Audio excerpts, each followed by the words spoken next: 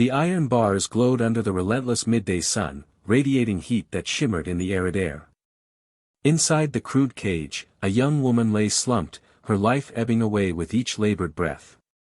Jasper Wilde had been tracking his missing cattle for 3 hours through the unforgiving Arizona desert when a sound pierced the silence, a sound that froze the blood in his veins. It wasn't the familiar low of cattle or the sharp cry of a hawk, but something human, something broken. He pulled his horse to a stop, the reins taut in his weathered hands, and listened. The desert stretched endlessly around him, a sea of red sand dotted with sparse cactus under a merciless sky. Then it came again, faint but unmistakable, a weak, desperate cry carried on the hot wind. Jasper's instinct screamed for him to turn back. He'd come to this godforsaken corner of the territory to be alone, to escape the ghosts of his past. The last thing he needed was someone else's trouble. But the sound returned, weaker now, tugging at something deep within him. With a reluctant curse, he spurred his horse forward, following the ghostly echo across the barren landscape. As he crested a low rise, the sight below made his breath catch. In the middle of nowhere stood an iron cage, barely large enough for a person to stand. Inside, slumped against the bars, was a young woman. Her dress was torn and faded, her dark hair matted against her sunburned face. She looked up as Jasper's shadow fell across her, and her eyes, filled with more pain than any 19-year-old should know, met his. She tried to speak, but only a whispered croak escaped her cracked lips. Jasper dismounted slowly, his mind racing.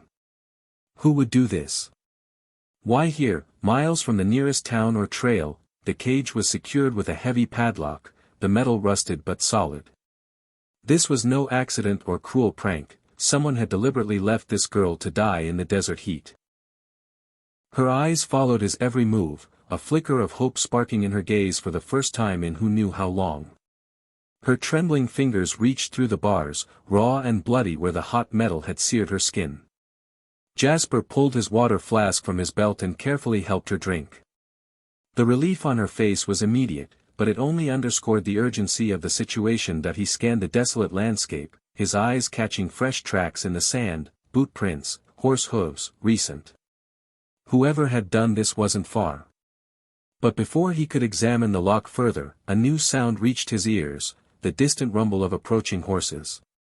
Multiple riders, moving fast.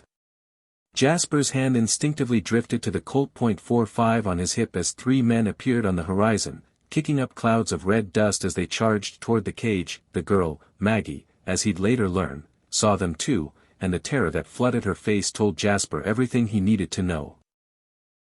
She pressed herself against the far side of the cage, whimpering like a cornered animal. The lead rider, a massive man with a black beard and eyes like chips of coal, pulled his horse to a stop 20 feet away, dust swirling around him like a sandstorm. Well, the man called out, his voice cutting through the desert silence. Looks like someone found our little lost lamb. Jasper kept his expression neutral, though his mind was calculating distances, angles, escape routes. 3 against 1, and they had the high ground. Name's Cormac Dullan, the bearded man continued, dismounting with surprising grace for his size. This here's my property you're trespassing on. Jasper's jaw tightened. Property? This girl ain't property. Dullan laughed, a sound like grinding stone. Oh, but she is. See, little Magnolia there owes me a considerable debt. Her daddy thought he could cheat at cards and walk away clean. When we came to collect, he'd already run off, left his daughter to pay what he owed. Magnolia shook her head frantically. I told you, I don't know where he went. I swear I don't know. Of course you don't, sweetheart, Dullan said mockingly. But a debt's a debt. Until Daddy shows his face, you're my guarantee he'll come back. Jasper felt a familiar rage rising in his chest, the same dark fire that had cost him everything years ago. But looking at Magnolia, seeing the hopelessness in her eyes, he couldn't walk away. How much does she owe? He heard himself ask. Dullan's companions exchanged glances. One, a wiry man with pale eyes, spat in the sand. $500, Dullan said. Plus interest. Plus the cost of keeping her fed and watered out here. It was a fortune, more than most men saw in a year. Jasper's ranch barely kept him fed through winter. But as he looked at Magnolia, he saw something that cut through his careful reasoning. She reminded him of someone he'd failed to protect long ago. "I'll pay it," Jasper said quietly, the words hung in the desert air like a challenge. Dullen's smile widened, revealing yellowed teeth. "Well, that's mighty generous of you, stranger. But there's another problem." His hand rested casually on his gun. "You just witnessed something you weren't supposed to see." The threat was unmistakable, but Jasper had heard worse from better men. What chilled him was how Dullen's companions were positioning themselves, spreading out to flank him. "I don't see nothing here but a man helping someone in need," Jasper said carefully. "Far as I'm concerned, I rode out here looking for cattle and found this girl near dead from thirst. Good Christian thing to do is help her." Dullen's laugh was humorless. "Good Christian, huh? That what you call yourself, stranger?" Something in his tone made Jasper's skin crawl. He'd spent years hiding his past, but men like Dullen could sniff out a violent history. "What I call myself ain't your concern," Jasper replied. "The money I offered is real. Take it and ride away." The wiry man, Pike, shifted in his saddle. "Boss, maybe we should." "Shut up, Pike," Dullen snapped, his eyes never leaving Jasper. "I'm trying to place you, friend. Something familiar about the way you carry yourself, like you ain't afraid of 3 armed men." Jasper's heart hammered. He'd changed his name, grown a beard, stayed away from towns for 3 years, but some things were harder to hide. Inside the cage, Magnolia watched in silence, sensing her fate hung in the balance. "Tell you what," Dullen said, stepping closer. "Why don't you state your name, real clear-like? Maybe that'll help my memory." This was the moment Jasper had dreaded for years. "Name's Wild," he said finally. "Jasper Wild." The effect was immediate. The third rider, silent until now, straightened in his saddle. "Holy hell, boss.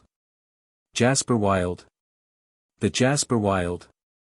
Dullen's eyes lit up with cruel recognition. "Well, I'll be damned. The ghost of Tombstone himself. Thought you were dead, Wild." "I am dead," Jasper said quietly. "Been dead for 3 years." "Not dead enough, apparently," Dullen said, his hand moving to his gun. "See, boys, Mr. Wild here used to be quite the gunfighter. Killed 8 men in Tombstone before he up and disappeared. Word was he lost his nerve after what happened to his." "That's enough," Jasper cut him off, his voice deadly quiet, but Dullen wasn't finished. "What happened to your little sister, Wild? What was her name again?" "Oh, that's right, Sarah." The name hit Jasper like a physical blow. 3 years of buried grief and rage roared to the surface. In that moment of raw emotion, Dullen made his move. Dullen's gun cleared leather fast, but not fast enough. Jasper's Colt appeared in his hand like magic, the barrel lined up with Dullen's chest before the bigger man's weapon was halfway drawn. "Don't," Jasper said, his voice calm as a winter morning. Pike went for his gun. Jasper pivoted and fired, the shot echoing like thunder. Pike screamed, clutching his shoulder as his pistol spun into the sand.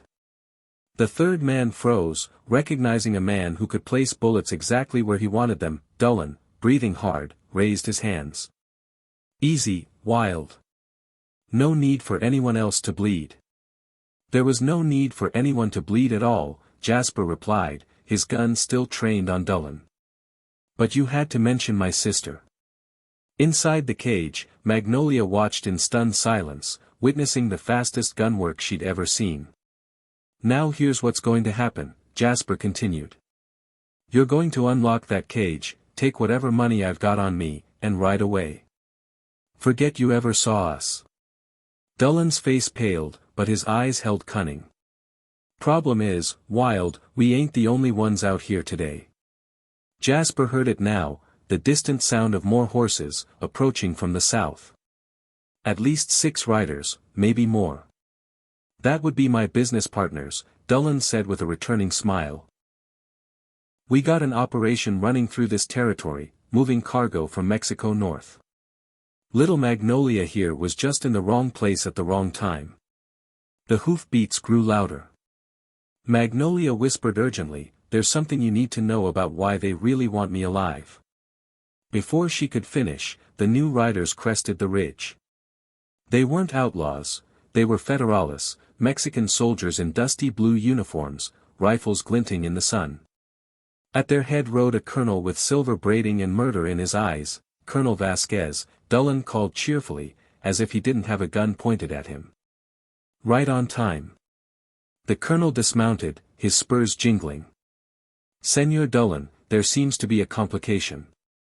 Nothing we can't handle, Dolan replied. Just a local rancher who stumbled across our operation. Vasquez's gaze locked onto Magnolia.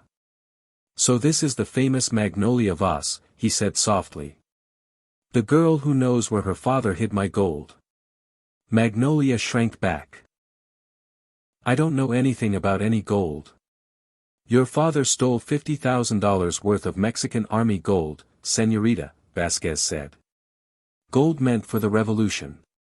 Men died because of his betrayal. Jasper's mind clicked the pieces together.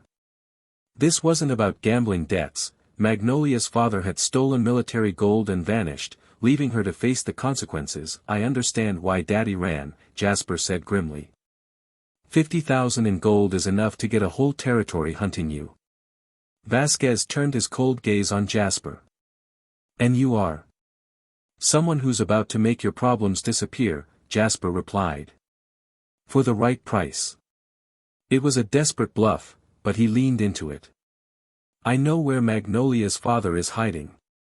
Magnolia's sharp intake of breath told him she was either shocked or terrified he was about to get them killed.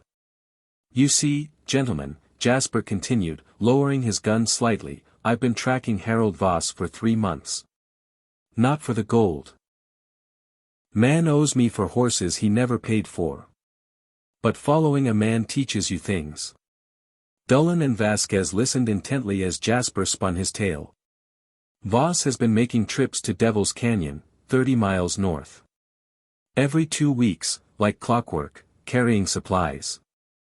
For whoever's helping him hide that gold. Magnolia stared at him, her expression unreadable. Last time I saw him was 5,000 in gold, Jasper said, he was riding hard, like something spooked him.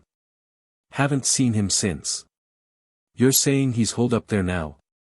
Dolan asked. I'm saying if you want your gold, that's where you'll find it. But you'll need a guide who knows the territory. Someone who's watched that place for months. Vasquez studied Jasper. And in exchange? The girl, Jasper said. Debt forgiven, cage unlocked, she rides away free. Absolutely not, Dolan snarled. She's our insurance. Voss ain't coming back for her, Jasper interrupted.